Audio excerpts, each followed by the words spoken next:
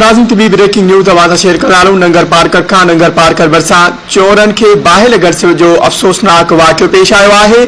बाहि लगण के नतीजे में 9 कखावा चौरा बुधायो वञे पियो सड़ी विया आहिनि। चौरन में मौजूद 4 वरे की ॿारी पूजा सड़ी फौत थी वही है। मुतासिर गोठाणन मूजिब इतला बावजूद फायर ब्रिगेड अमलो न पहुतो, जैसे करे संदन समूरो अल्लाह तला सड़ी रख थी वियो है। खबर के हवाले से नाज़रीन अवां खे आगाह करायूं या ब्रेकिंग न्यूज़ अवां सां शेयर करे आयूं।